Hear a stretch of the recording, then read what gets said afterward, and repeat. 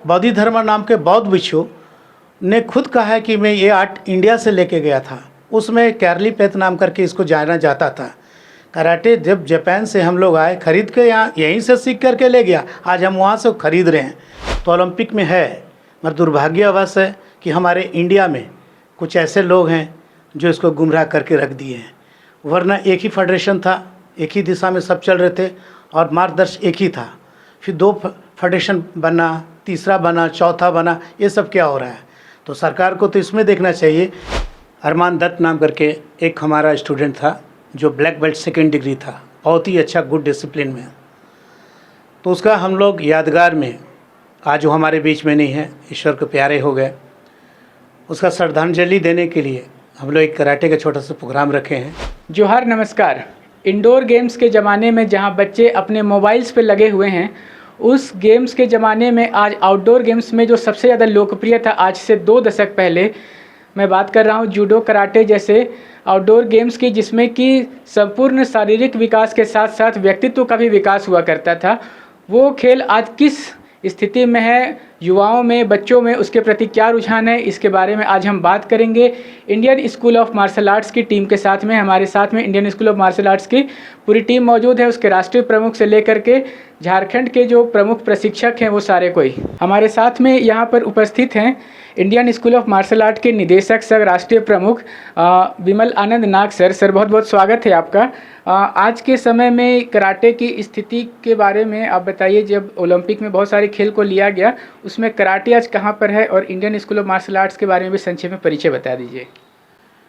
ये Indian school of martial art है जो एफिलेटेड है ऑल इंडिया कराटे फेडरेशन से, all India karate do federation से। और जहाँ तक सर आपने सवाल किया है कि अभी कराटे का स्तर कहाँ तक है, कराटे का स्तर ना कभी गिरा है ना गिरेगा। ये बहुत है, पूरा वर्ल्ड इस कराटे को करती है। ये क्रिकेट है, एक गेम है, उसको सब जानते हैं, मगर उससे ज़्यादा बहुत सारी कंट्री हैं जो क्रिकेट नहीं खेलती मगर कराटे करती हैं।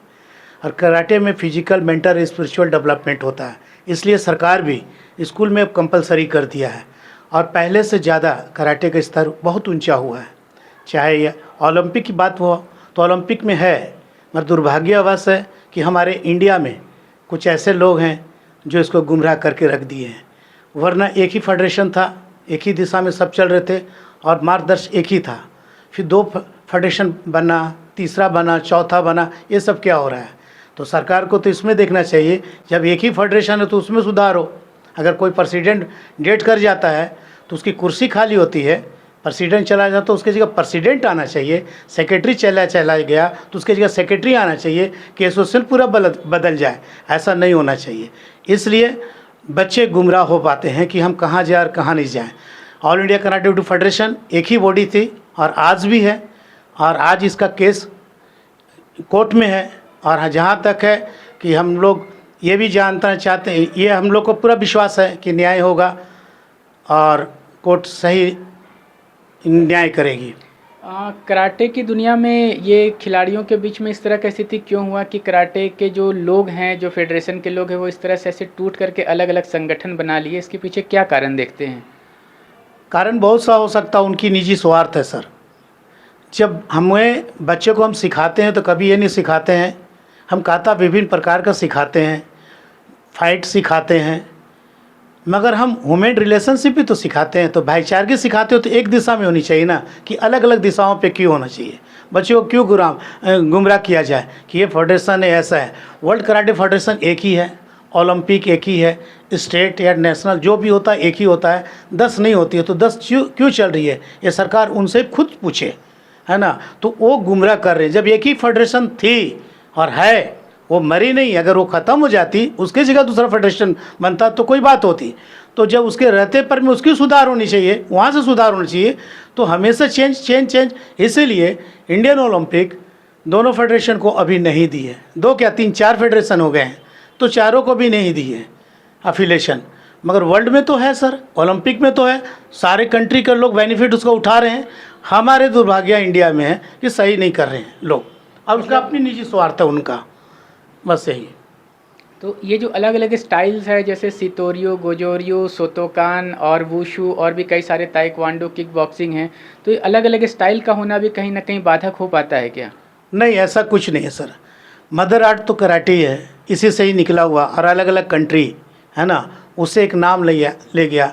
मुay थाई किया, किक बॉक्सिंग किया, अलग अलग से जैसे जूडो जापान से निकला, कराटे, इस तरह से निकला सब लोग, और ये चल रहा है। और शैली तो है एक ही, मार्शल आर्ट, और वो सभी शैली सिखाता है डिफेंस, है ना। ऑफेंस कोई किया तो डिफेंस हम करेंगे, मगर अलग अलग नाम दे करके, अलग अलग फेडरेशन बना के, वो भी अपने ढंग से अलग अलग कर रहे हैं। मगर कराटे तो एक ही होना चाहिए ना, फेडरेशन एक ही होना चाहिए ना। स्टाइल अलग है, मगर मानसिकता उनका है कि हम सेल्फ डिफेंस ही सिखा रहे हैं, और कोई दूसरा चीज़ नहीं सिखा रहे हैं। काता होता है, उसका बुमकाई अलग अलग हो सकता है, एडवांस हो सकता है, मगर उससे हटके तो नहीं हो सकता है। यही बिल्कुल। तो इस मार्शल आर्ट्स की दुनिया में Indian school of martial arts नाम का जो आपका संगठन है, इसके बारे में कुछ बताएंगे? Indian school of martial art नाम इसलिए पड़ा है सर कि आप सिंधु घाटी सभ्यता को पढ़िएगा, मोहनजोदड़ो की पढ़िएगा, सभ्यता को पढ़िएगा, तो वहाँ जी खुदाई हुआ, निकासी हुआ, तो वहाँ बहुत सारे इंस्ट्रूमेंट्स मिला, और हिंदुस्तान को लूटने के लिए ही लोग आए, और जितना शोषण हिंदुस्तान सहा है उतना कहीं नहीं। और बौद्धि धर्म नाम के बौद्ध भिक्षु ने खुद कहा है कि मैं ये आर्ट इंडिया से लेके गया था, उसमें कैरली पेथ नाम करके इसको जाना जाता था। कराटे जब जापान से हम लोग आए, खरीद के यहाँ यहीं से सीख करके ले गया, आज हम वहाँ से खरीद रहे हैं। तो कराटे जहाँ तक है सर, तो कैरली पेथ से फिर इंडिया से बना, तो इंडिया ही का ये आर्ट भी है। जैसा योगा इंडिया की है, ऋषि मुनि जो यहाँ हमारे दिए हैं, उसी तरह इंडिया का ही आर्ट है कराटे। और खुद वहाँ जो आपका बोधि धर्म नाम के बौद्ध भिक्षु जो थे, वो अपने इतिहास ज्योग्राफी में खुद लिखे हैं कि मैं इंडिया से आर्ट लिखा है। मैं दुर्भाग्य कि किस मास्टर से सीखे वो नहीं जिक्र है ना। और उस फिर आर्ट को लोग बहुत मोटिफाई किए, और उसके बाद उसका डेवलपमेंट किए, आज हम लोग सब लोग वहाँ से ले रहे हैं। यही है बोधि धर्मन, जिन्होंने कि शाओलिन मंदिर की स्थापना की थी चाइना में, और शाओलिन से जोड़ करके कराटे को देखा जाता है। तो अब जब कराटे अपने ही देश में मेहमान की तरह आ गई है, तो इसमें युवाओं का रुझान आप कैसा देखते हैं? क्या युवा में आज भी, बच्चों में आज भी कराटे को लेकर के इंटरेस्ट है? बहुत है सर, कराटे को लेकर बहुत है। हम जहाँ भी जाते हैं, हम भी बहुत सारे स्कूलों में हैं, हमारे बहुत सारे इंस्ट्रक्टर्स हैं स्कूलों में हैं, अच्छी खासी संख्या में लोग आते हैं, और जहाँ पार्टिसिपेट होता है टूर्नामेंट, बढ़ चढ़ के लोग आते हैं, और बहुत ही अच्छा है इसमें। और गेम के हिसाब से यहाँ डिसिप्लिन है, जाके होश करेंगे, किसी चीज़ से पूछने से पहले रिस्पेक्ट देंगे, रिस्पेक्ट लेते हैं, और उससे बात है। ऐसा नहीं फुटबॉल है अबे दे ना मारने नहीं, वो ऐसा टाइप के लैंग्वेज भी इस्तेमाल नहीं करते हैं। तो यहाँ स्कूल प्रिंसिपल देखती है कि बहुत डिसिप्लिन के अनुसार यहाँ सब चल रहा है, ठीक है, तो तभी तो वो स्कूल में कंपलसरी की है। तो ये बहुत ऊपर तक है, और अच्छा स्तर है इसका में। और हम चाहते, और जिस तरह से डेवलपमेंट हो रहा है और जागरूक हो रहे हैं, खास करके लड़कियाँ, ये बहुत ही अच्छी बात है। ये हमारे बहुत सारे हर स्कूल में कंपलसरी कर दिया गया, गर्ल्स लोगों के लिए तो खास तरह ऐसा। बिल्कुल, आज के समय में सरकार भी नारा देती है बेटी बचाओ बेटी पढ़ाओ, तो ऐसे में लड़कियों को जो है सेल्फ डिफेंस में एक्सपर्ट होना बहुत ज़रूरी है। हमारे साथ में अन इंस्ट्रक्टर हैं, इनसे हम जानते हैं कि जब बच्चियों को ये कराटे सिखाते हैं तो क्या सिर्फ डिफेंस मात्र की बात होती है, या कराटे के प्रैक्टिस के साथ साथ में उनमें कुछ और भी कोई मानवीय गुण या स्पोर्ट्स का, या फिर उनका जो पर्सनालिटी में है उसमें कुछ और भी कुछ गुणों का विकास हो पाता है? कराटे कहने से ही एक डिसिप्लिन है, और इसको सबसे पहला तो कराटे में ही एक डिसिप्लिन आता है, उसके बाद ही हम लोग कराटे में सेल्फ डिफेंस सीखते हैं। तो सबसे पहले तो हम बच्चों में डिसिप्लिन भरते हैं कि कैसे उठना है, कैसे बैठना है, कैसे गार्जियन से, माता पिता से बात करना है, कैसे एक दूसरे को रिस्पेक्ट देना है। इसके बाद आती है आपका सेल्फ डिफेंस। सेल्फ डिफेंस में जैसे अपने आप को सुरक्षित कैसे कर सके, ऐसा नहीं कि मार्शल आर्ट सीख के हम किसी को मार रहे हैं या कुछ कर रहे हैं। और लड़कियां, जैसे हमारे बहुत सारे स्कूल में लड़कियां स्कूल में ही कराटे होती है, जिसमें लड़कियों को ये सिखाया जाता है कि उसको आपका फिटनेस के बारे में भी बताया जाता है। अभी जैसे सुबह सुबह मॉर्निंग में लिखिएगा तो पुरुषों से ज़्यादा महिलाएं रास्ते पे नज़र आती हैं, तो इसको लेके भी वो लोग बॉडी फिट के लिए जागरूक हैं। तो कराटे करती हैं तो हम लोग उस पर भी उसको फोकस करते हैं कि आप इस पर ध्यान दें, और उसके साथ ही साथ उसको हम सेल्फ डिफेंस का भी टेक्निक सिखाते हैं। जैसे आप रोड पे चल रहे हैं, रास्ते में आपसे कुछ अनहोनी हो जाए तो आप किस तरह से अपने आप को डिफेंस ले सकते हैं। मतलब ग्रूमिंग के साथ साथ सेल्फ डिफेंस भी बताने का प्रयास करते हैं। हम चाहेंगे कि अभी आपके Indian school of martial arts में जो कराटे की जो खास कर टर्मिनोलॉजीज़ हैं, जैसे कि एक दूसरे को जो ग्रीट करते हैं हुश कह के, काफ़ी सारे लोकप्रिय नाम हैं जैसे काता, कुमिते और अन्य भी कई सारी चीज़, तो उनके बारे में कुछ संक्षेप में बता पाएंगे? जैसा है कि स्कूल में जैसे बच्चे जाते हैं पढ़ने के लिए, तो सबसे पहले क्लास पे टीचर आती है तो सब खड़े होकर गुड मॉर्निंग बोलते हैं। तो कराटे में भी उसी तरह से एक डिसिप्लिन है। जैसे कोई आते हैं तो उसको हम लोग गुड मॉर्निंग ही बोलते हैं झुक के, लेकिन एक karate martial art Japanese art बोलते हैं तो हम लोग कुछ जापानीज़ वर्ड यूज़ करते हैं। जैसे आने जो पहले बार मिल गए तो हम लोग उसको ओनिगोश माश बोलते हैं, हुश बोलते हैं। इस तरह से हम लोग उसको रिस्पेक्ट करते हैं।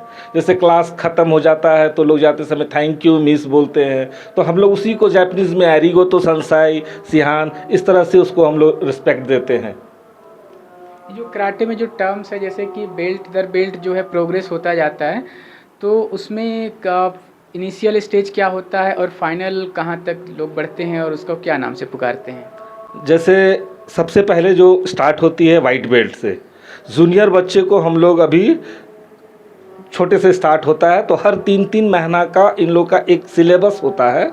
उस सिलेबस के आधार पे उनका एक एग्ज़ाम होता है। 3 महीना के बाद में एक एग्ज़ाम हो जाता है। उससे वाइट बेल्ट से वो बच्चा येलो पे चला जाता है, फिर ऑरेंज पे चला जाता है। तो 3-3 महीना के बाद उसका ग्रेड होते जाता है। जैसे स्कूल में 1 एक सेमेस्टर हुआ, उसको पढ़ के 2 गए, 2 से 3 गए, उसी तरह से कराटे में भी एक सिलेबस टाइप का बना हुआ है। जैसे लास्ट मैट्रिक लिखने के बाद बोर्ड हो जाता है, उसी तरह से हम लोग एक ब्लैक बेल्ट को एक मैट्रिक समझते हैं।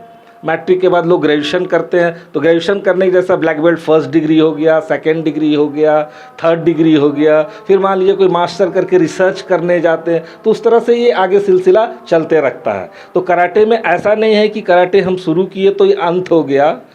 एक 60 साल का भी व्यक्ति वही पंच कर रहा है और एक वाइट बेल्ट भी वही पंच कर रहा है, प्रैक्टिस वही है, लेकिन वो अंतर हो जाता है।